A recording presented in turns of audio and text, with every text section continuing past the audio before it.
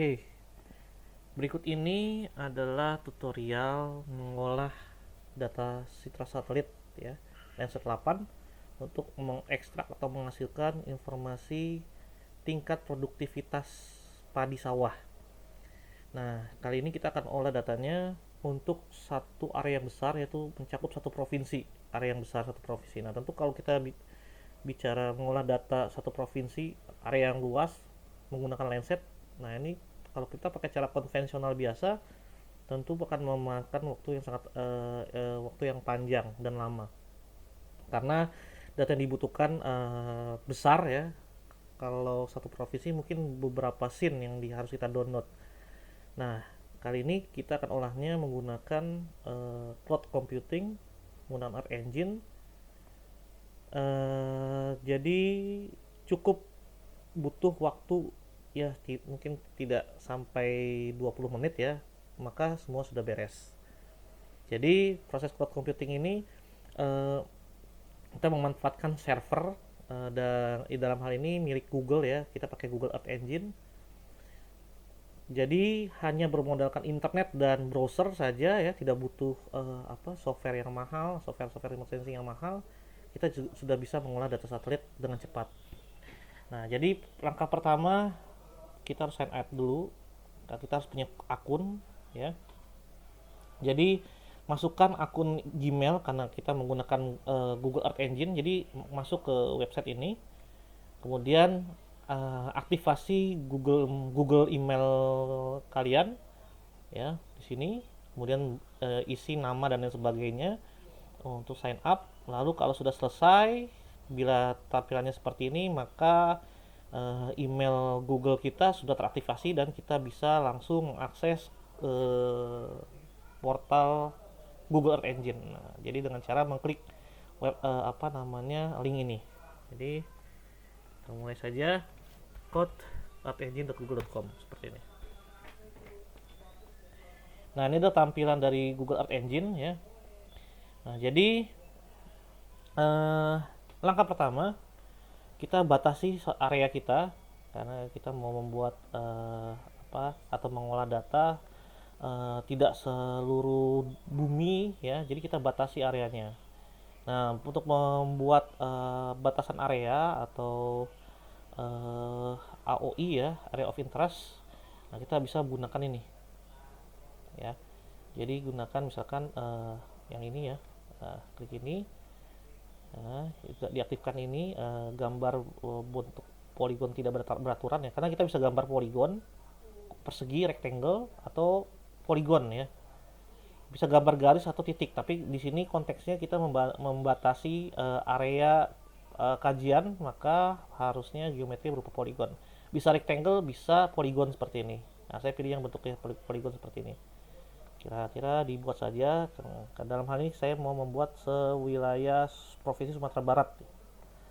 Nah, double klik, nah sampai terbentuk poligon batasan area seperti ini.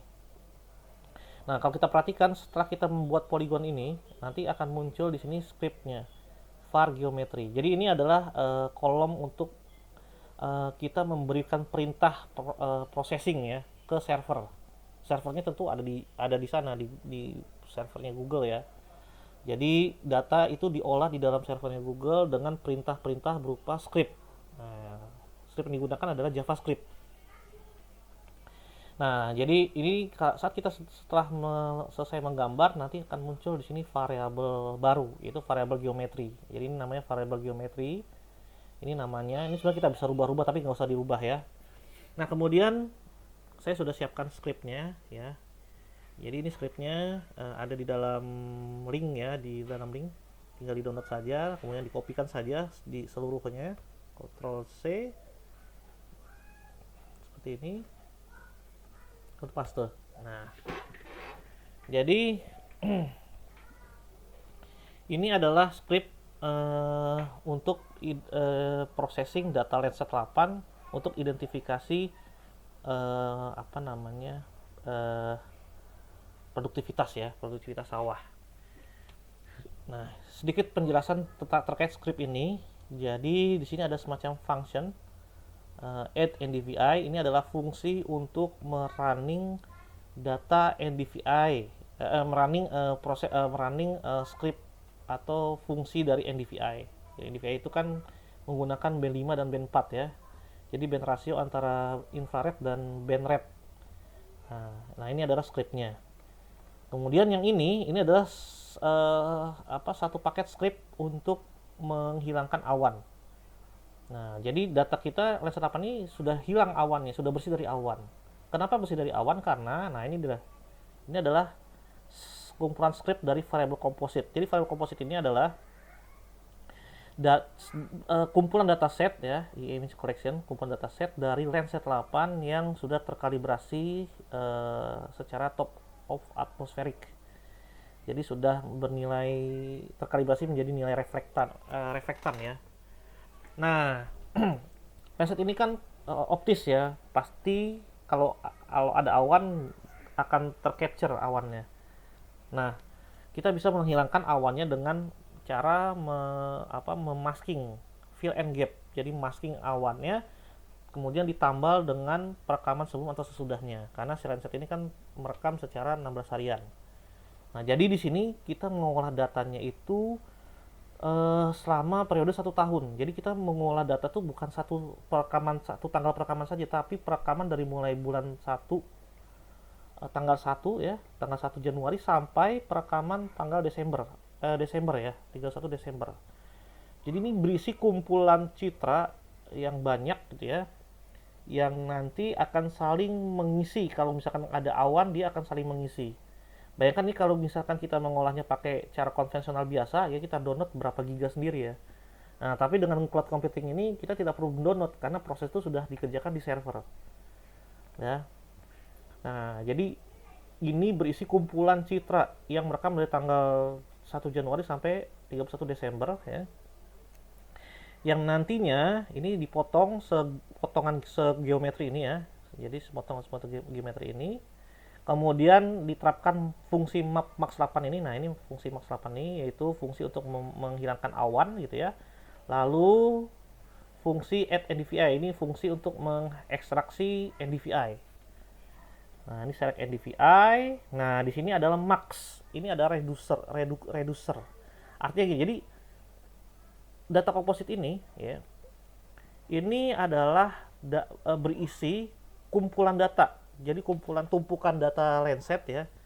Dari perekaman tanggal 1 sampai tanggal 12. Nah, nanti output dari variable composite ini di akhirnya hanya menghasilkan satu image aja, bukan kumpulan image. Makanya kita reducer dari yang berasal dari kumpulan image ini menjadi satu image saja, di mana nilai pixelnya itu merupakan nilai maksimum.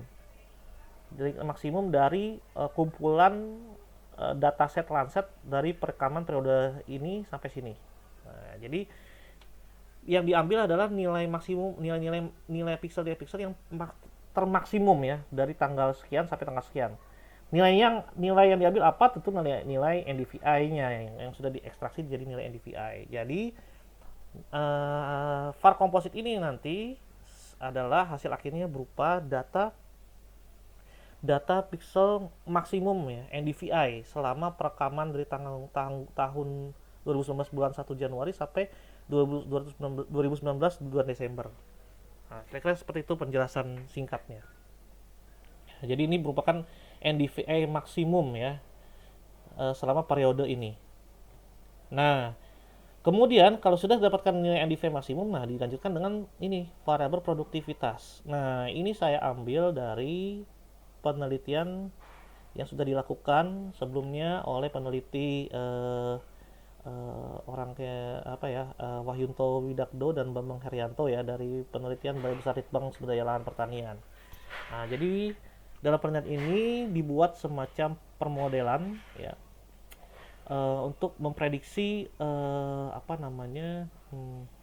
produktivitas padi ya, di mana dia membandingkan antara hasil pengukuran di lapang ya, pengukuran produktivitas di lapang dengan nilai NDVI-nya. Nah, nilai NDVI-nya ini memang secara teoritis ada kaitannya. Jadi nilai NDVI yang dipakai itu adalah nilai NDVI yang memiliki kondisi pada umur masa tanam antara minggu minggu setelah tanam ya, minggu ke-8 sampai minggu ke-13. Di mana minggu-minggu ini adalah minggu-minggu di mana nilai NDVI-nya memiliki nilai maksimum. Jadi nilai NDVI pada suatu vegetasi itu berfluktuatif ya.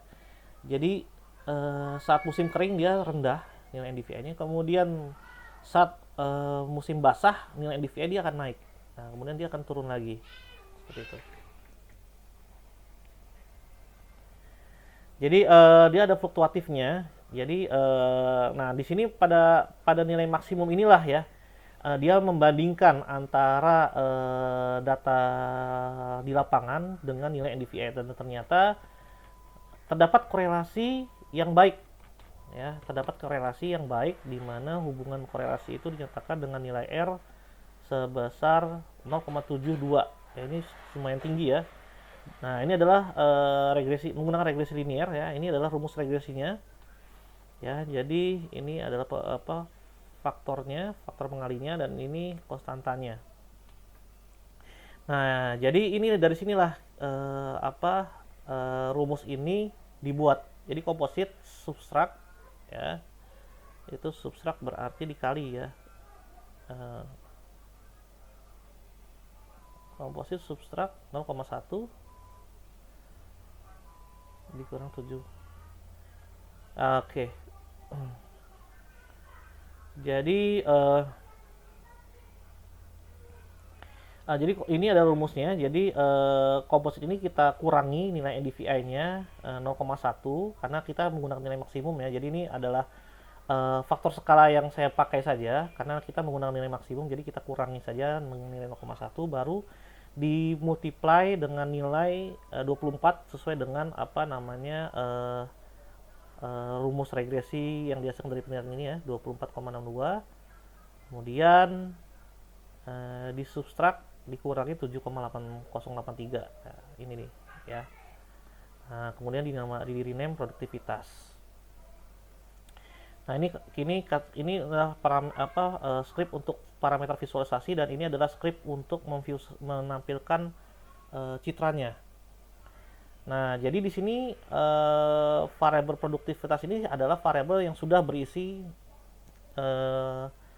citra yang sudah memiliki nilai tingkat produktivitas ya dengan satuan ton per hektar tentunya. Nah, di sini diklip dengan suatu variabel baru yaitu variabel table. Nah, table ini apa? Nah, table ini adalah variabel sawah. Jadi ini kita harus siapkan dulu nih poligon sawahnya supaya nanti data produktivitas ini hanya ada di pixel-pixel yang memang sawah. Jadi kita siapkan dulu poligon sawahnya. Jadi kita bisa upload data itu dari sini, menu aset, klik new, kemudian pilih save file. Nah, jadi prosesnya tinggal select.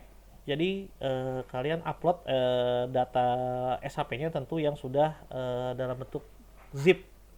Jadi ini di zip dulu misalkan ya, data sawahnya di zip dulu. Katakanlah data sawah ya, di zip, kemudian dibuka, kemudian di select, lalu dibuka kayak gitu, lalu di upload ya. Nanti prosesnya itu akan muncul di tag sini. Nah, proses upload itu akan muncul di tag sini, kemudian dia akan berjalan nih. Nah, ditunggu saja sampai prosesnya selesai. Nah, kalau sudah selesai nanti akan muncul centang seperti ini nih. Nah, ini contohnya, ini adalah inges tabel. Ini adalah proses upload nih, inges tabel ini. Nah, ini sudah selesai. Saya pernah mengupload suatu data ya, SHP. Durasinya cuma 4 menit aja. Nah, nanti setelah itu kita cek di sini nanti. Ini kita refresh di aset sini. Nanti kita cari namanya apa. Nah, katakanlah ini nih LBS Sumbar. Nah, ini LBS Sumbar ini. Harusnya nanti muncul di sini data uploadan kita ya di dalam aset ini. Kalau tidak muncul, di refresh saja. Asalkan ini sudah berhasil tercentang. Kalau gagal, maka kita upload lagi. Nah, seperti itu. Jadi kalau sudah tercentang, artinya sudah berhasil ya, baru kita refresh di sini. Nanti harusnya muncul. Nah, ini contohnya ya, sudah muncul, baru kita bisa masukkan, sisipkan si SHP Polygon ini ke dalam script kita ini. Caranya double klik LBS sumbernya ya. Lalu kita klik import. Nah, seperti itu. Nah, nanti otomatis dia akan masuk ke sini sebagai variabel yang bernama table. Nanti tidak usah diganti namanya karena sini sudah saya setting namanya sama table. Karena kalau beda namanya nanti nggak akan ngeling, dia nanti akan error gitu ya. Jadi produktivitas ini nanti akan diklip atau dipotong hanya di wilayah sawahnya saja, di poligon sawahnya saja. Ya. Nah, ini adalah script untuk mengekspor. Jadi kita running saja, klik run. Klik run, kemudian nanti akan muncul di tab sini pilihan ini run.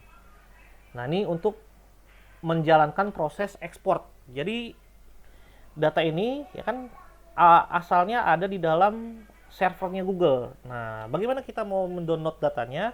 Tinggal kita klik run aja. Asalkan sudah ada script ini ya. Kalau tidak ada script ini ya tidak bisa kita ekspor. Jadi ini adalah script untuk mengekspor data kita supaya data ini masuk ke dalam Google Drive.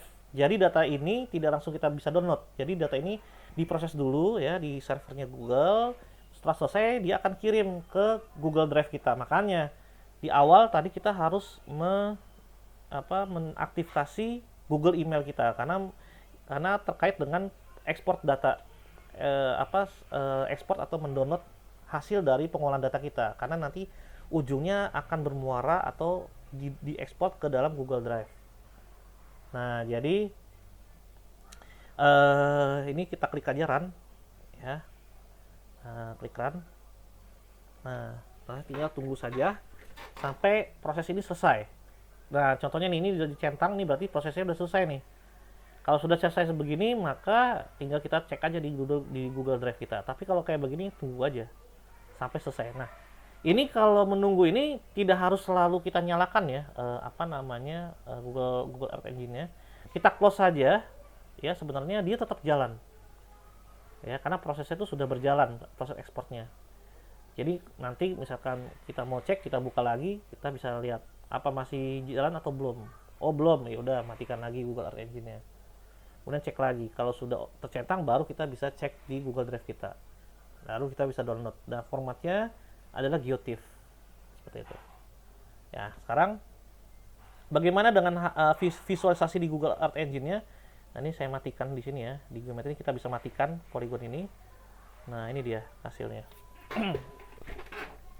Ini agak lama renderingnya. Nah, ya, kalau kita perhatikan ini warnanya ungu ke hijau-hijauan ya, gradasi ungu ke biru ke hijauan. Nah, ini karena saya menggunakan ini gradasi. Jadi semakin biru berarti produktivitasnya semakin rendah, tetapi semakin ke hijau berarti produktivitasnya semakin tinggi itu. Ya. Nah, ini contoh kalau kita mau melihat hasilnya sebelum nanti kita download ya. Nah, seperti itu. Nah, ini kalau kita mau cek berapa sih nilai produktivitasnya, masuk ke inspektor, kita klik di sini. Nah, di pixel ini. Nah, nanti kita lihat, oh ternyata 8,7 ton per hektar. Kemudian yang putih ini berapa nih? Nah, ternyata 6,2 ton per hektar. Nah, seperti itu ya. Nah, jadi itu adalah proses ekstraksi data produktivitas sawah ya, yang mungkin penjelasan saya ini cepat saja ya. Bila mana teman-teman ingin memperdalam, silakan masuk ke YouTube channel saya. Nah, di dalam sini akan ada atau berisi banyak sekali penjelasan-penjelasan detail dan spesifik terkait dengan pengolahan data di Google Earth Engine atau menggunakan metode cloud computing. Nah, ini sudah saya bagi per part ya. Nah, bila mana teman-teman ingin memperdalam Google Earth Engine, nah bisa langsung mengecek ya. Atau misalkan ada hal-hal yang tidak dimengerti di dalam penjelasan saya tadi, ya silakan saja nanti perdalam lagi di sini. Seperti itu. Nah, sekarang tinggal tunggu saja sampai ini proses selesai. Kalau sudah selesai, nanti akan muncul centang seperti ini. Nantinya kita harus cek di Google Drive kita. Tinggal di download dan bisa kita olah di misalkan software ArcGIS, QGIS ataupun Envy dan lain sebagainya. Software-software GIS remote sensing lainnya. Oke, sekian dari saya. Terima kasih.